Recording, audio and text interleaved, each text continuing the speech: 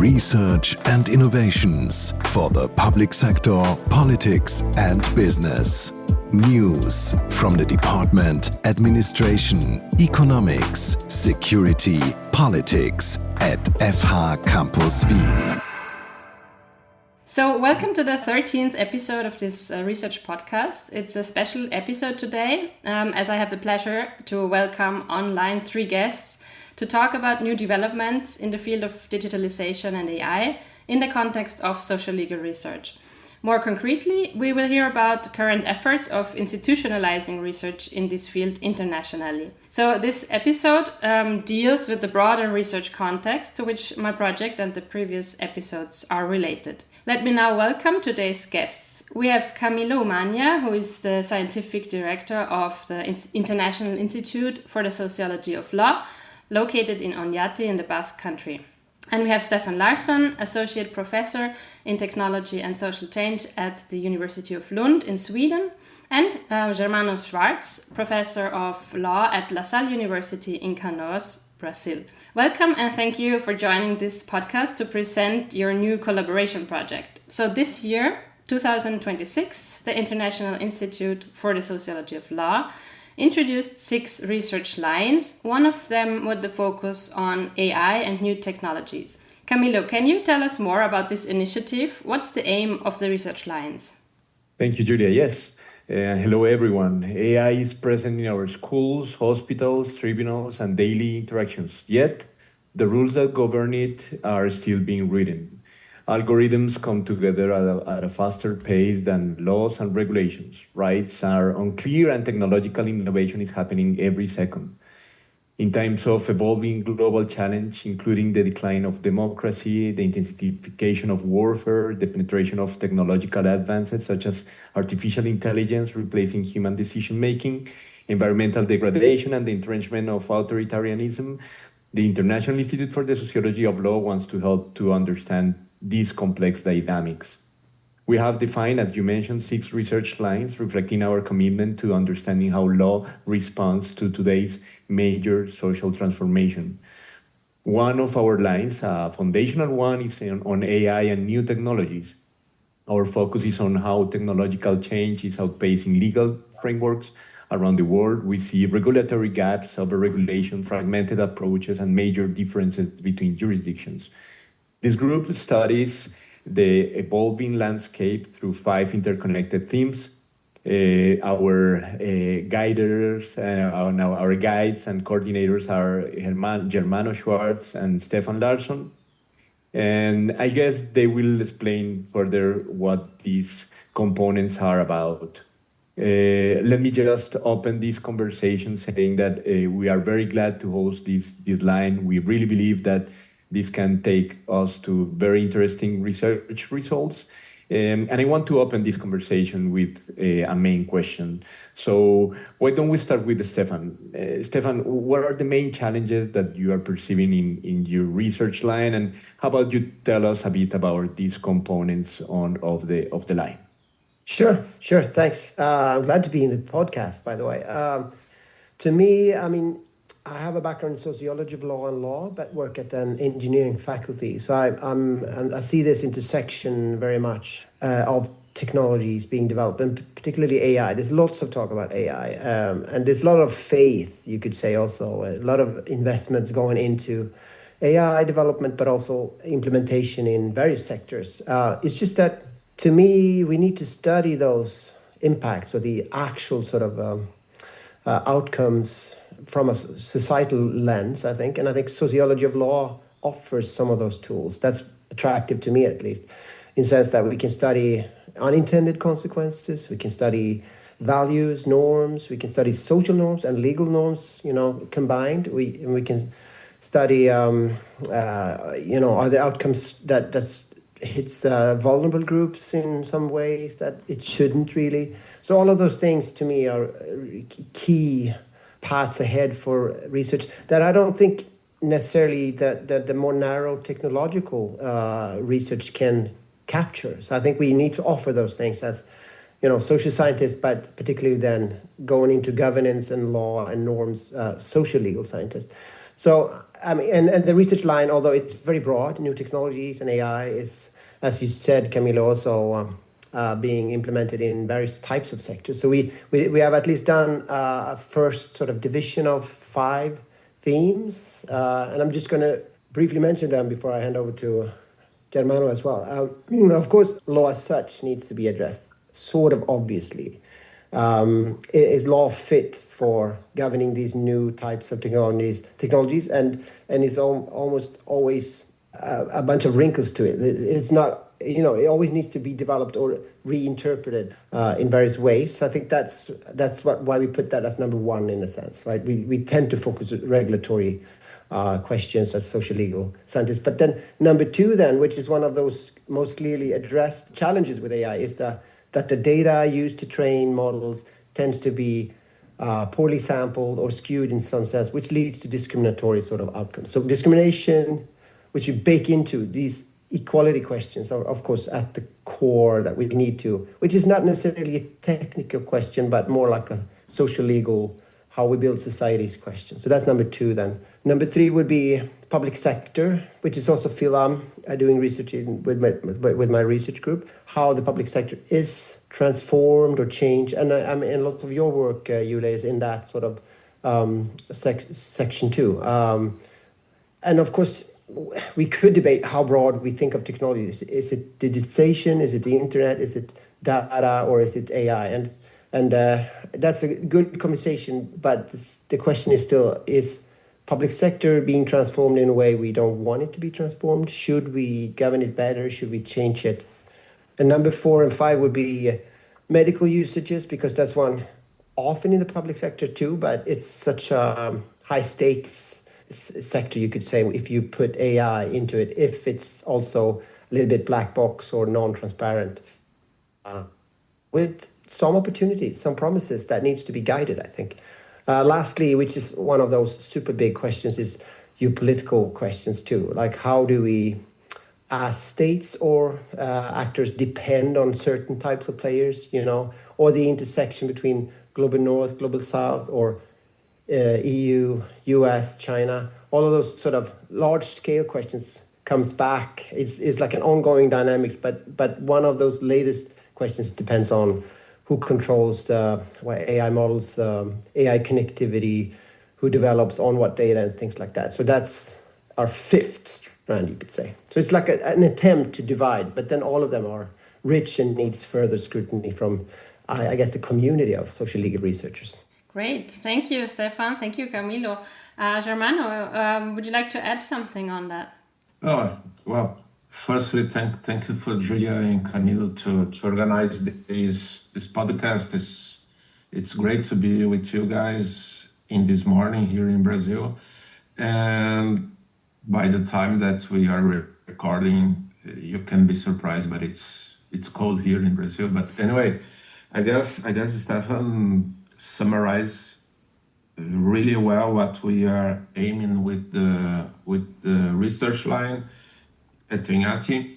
But what I would like to add is that in the end, what we are trying to do with the research line is to gather people around the world that are interested to join us in such a challenge to research these points that show us how both the Institute and the RCSL is nowadays worried about how the social transformations are shaping the future of our democracy and also the future of law.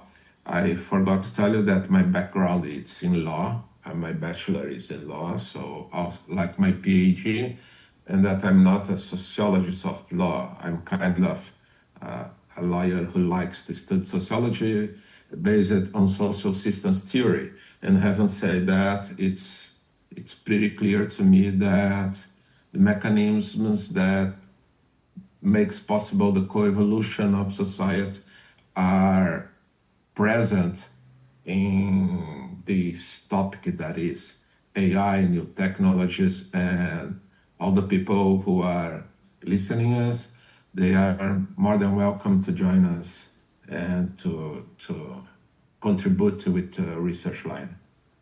Thank you, Germano.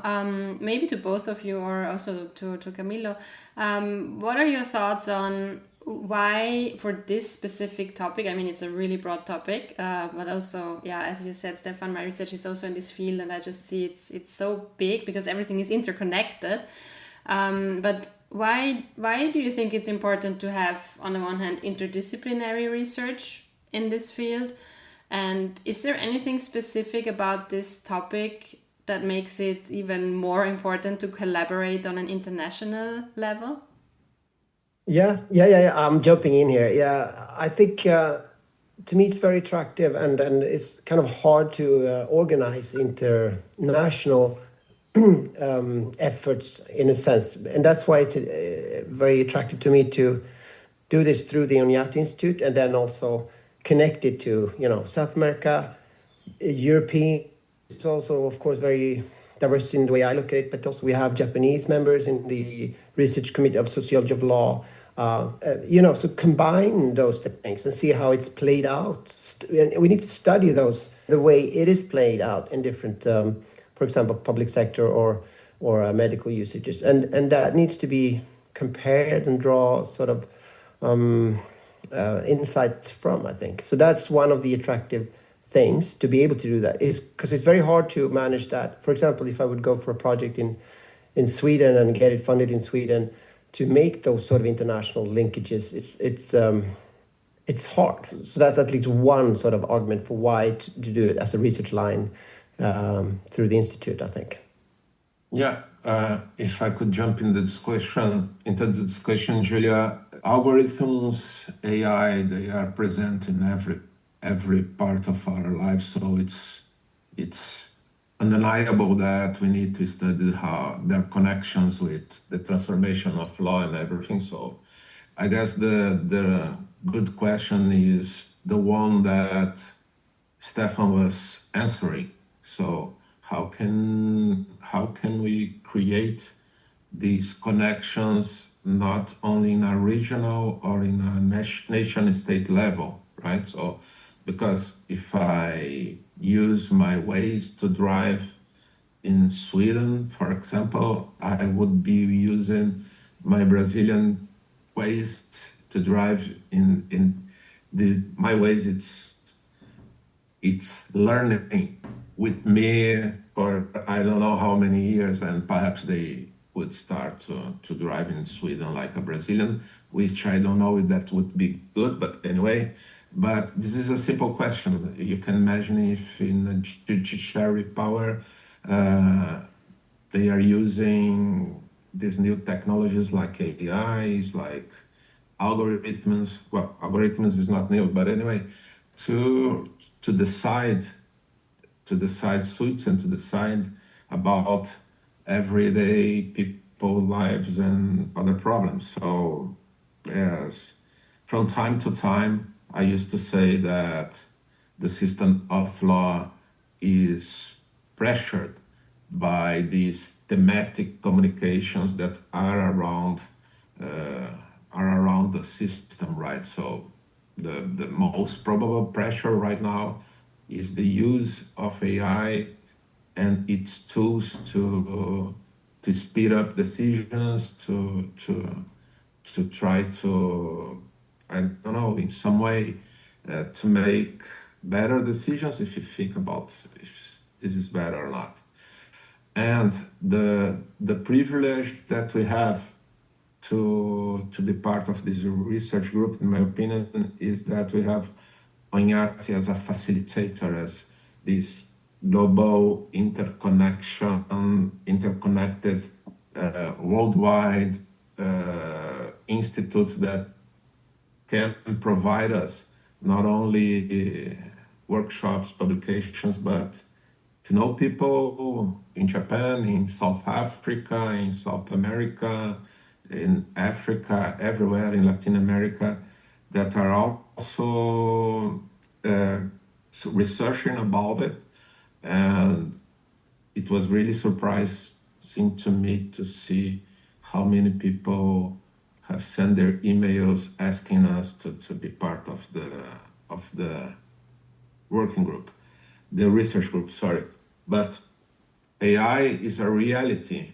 You can like it or you don't like it about AI, but the facts that we needed to study it and their connections with law.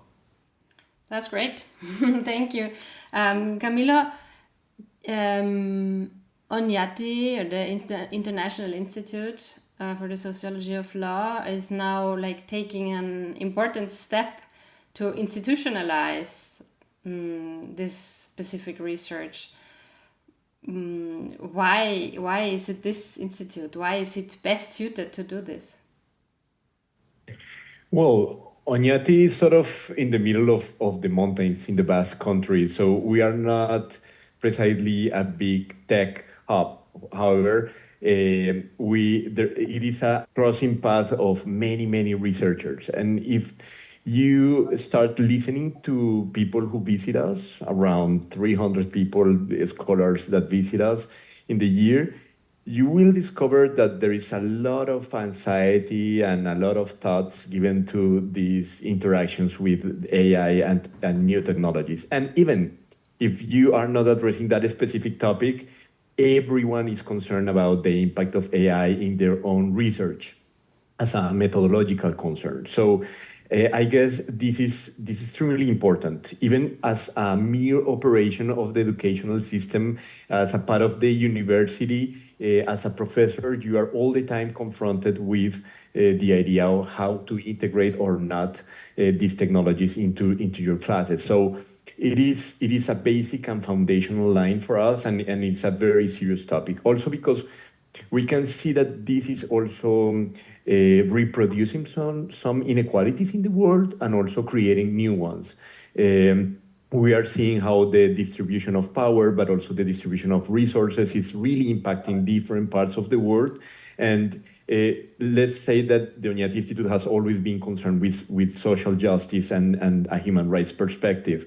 And of course, in terms of methodology and understanding these challenges, what you mentioned, Julia, I think is very important about interdisciplinarity. We know that lawyers cannot make reasonable rules that govern these kind of problems without knowing about engineering. Stefan is on an engineering faculty, without knowing about other contexts that are not merely the local ones. You need to know about international regulations, but also broader impacts on the environment and so on. In the Basque Country, there are many discussions now about data centers, how it relates to water supply, how it relates to global and climate change, and also how this all is connected with a new sort of international order, international disorder, you can call it. So everything is very much connected in terms of methodology, in terms of topic, but also in terms of perspective of what is going on. So let's say that the Institute wants to jump into this discussion, not merely as an spectator, but also as a participant that can contribute to some of these problems.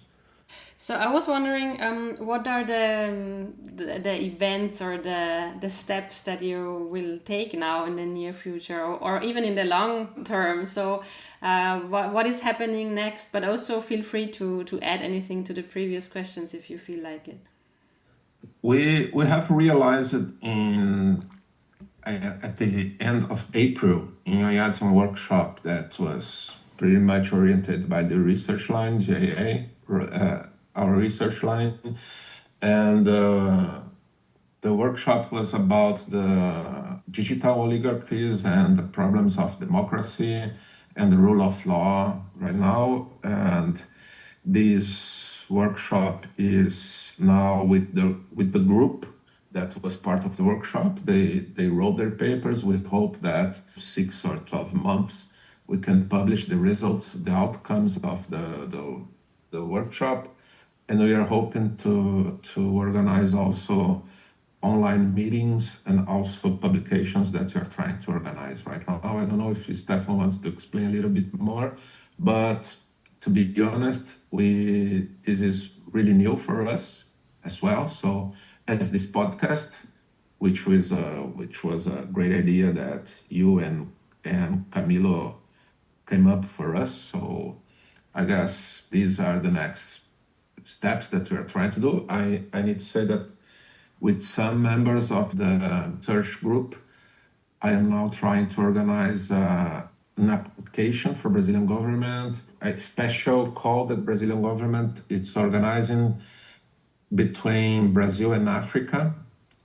And there we are trying to discuss how this actuarial governance is trying to substitute the legal rationality that we have created in these 2 last centuries, substituting the ideas of civil justice and human rights for predictions, crediting scores, and how these are reproducing in South Africa and Brazil racial problems, sexist problems, and etc. and etc. So these applications is also an outcome of our research line.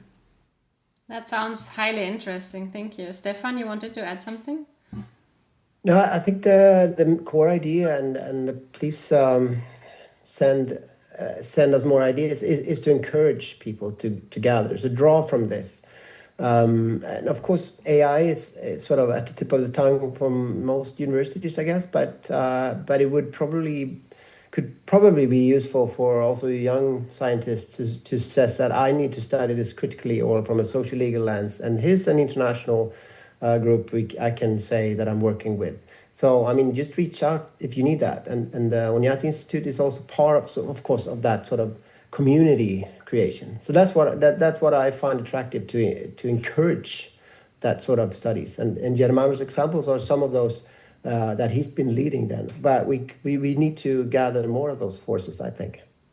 Okay, thank you. Camilo, did you want to say some finalizing words on the research line, or did you have some questions for your colleagues? No, simply to add that we are on an early stage of the research line. We are learning together. So this is also the experience of learning in community. There is no preeminence of any outlook, but we try to contribute and try to have this community sense, bringing up and shedding light to new questions, but also to new challenges. Of course, we come from very different places and we have very different views. So trying to have a sort of multipolar kind of view of these issues is I think very important, and it's going to raise new questions. I think the invitation of Stefan to have maybe new projects, new initiatives, or as was Germano was mentioning, this funding initiative, but even without funds, the idea of discussing new topics, I think is exciting enough. I would like to ask so many things to Germano and Stefan. Maybe a very closing question, which is, are you worried? You guys are studying this topic. Sometimes I get very pessimistic about this. I can see the light, of course, but I always get very pessimistic about what is going on. Are you also worried, you who are a specialist on this topic? Oh, I'm really not, to be honest. No. I lived enough to pass for these fashion things in law. So AI is just another tool that we can. It's a powerful tool. Like, I don't think we had this kind of tool in the past in order to make our society evolve or come back. Anyway, but if you remember, Camilo, when internet starts, all these problems were in the table. And anyway, nowadays, internet is part of our life. What I really think is that if we are pessimists or optimists, core point is that we need to study. We need to understand what it is. And the problems that some people are just against it, but they just don't get it. They just don't study, they just don't go deeper in the problem, and that's the purpose of our research line here. Yeah, to me, I'm driven by keep the priorities straight in a sense, because there's lots of arguments on kind of just resting on that new technology is good because it's new in a sense, right? So a lot of investments are being made, and then different types of representatives for public sector or universities or companies, they just feel that it will be great as long as we keep up with the newest new thing, right? But to me, that's the wrong priority. The priority should always be some sort of societal lens first. So you always have to sort of push down the new technologies, so see what they support. So I think that's my driving force, to look at the technologies through society, not the other way around, I think. Thank you very much. That was very, very interesting, very insightful. And I personally, of course, I also think this research line is really important for all the reasons that we've been talking about, like internationally, interdisciplinary, and also the institutionalization. I think it's really important to also be visible with that research that is happening, so that ideally also more practitioners and maybe politicians would even draw on the research that is happening. Because I think what is special and important about research is that we have a critical lens, right? Because my impression is that much of what is happening is I think being seen in a very also optimistic and maybe too optimistic or even naive way of what AI can do and where we can go with it. So I think the research, the sociological and social legal research can really help, as you said also, Germano, understand what is actually happening and where we're going. I think that's what makes the topic a bit particular in comparison to some other topics, because it's so much really just emerging. So we're studying it while it's happening, while it's emerging. So I think we're also studying social change while it's happening.